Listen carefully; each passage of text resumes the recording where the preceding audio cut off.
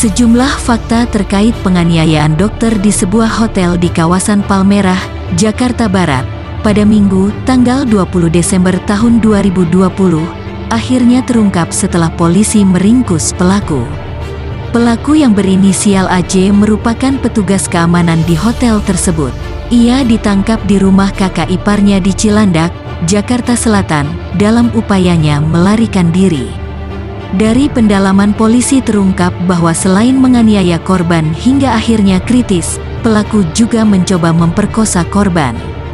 Berikut rangkuman sejumlah fakta kejadian berdasarkan keterangan polisi.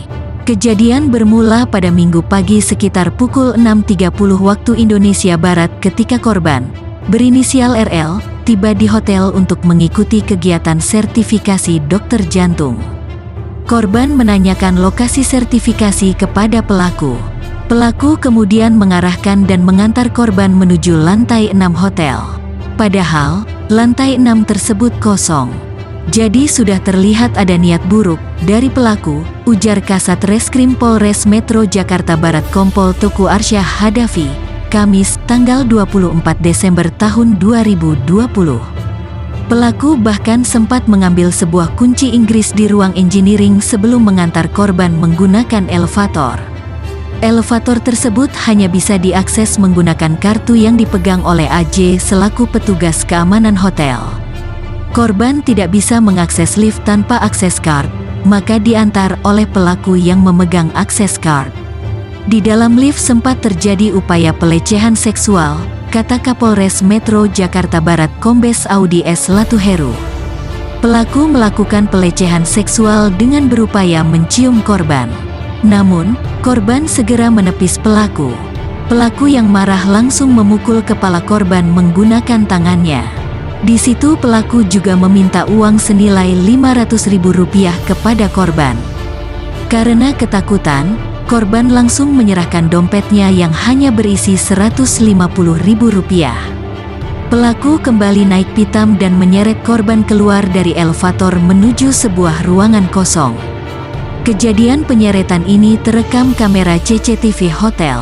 Rekamannya pun viral di media sosial pada Senin, tanggal 21 Desember tahun 2020. Di ruangan kosong tersebut, pelaku berupaya memperkosa korban. Korban yang melawan dipukul sebanyak 9 kali menggunakan kunci Inggris yang sudah disiapkan oleh pelaku. Menurut Audi, korban dibawa ke mobilnya yang terparkir di basement oleh pelaku usai penganiayaan tersebut. Pelaku mengarahkan korban untuk pergi dari hotel, sedangkan ia kabur usai kejadian. Polisi menyebutkan, korban sempat meminta pertolongan kepada 2 orang yang berada di basement.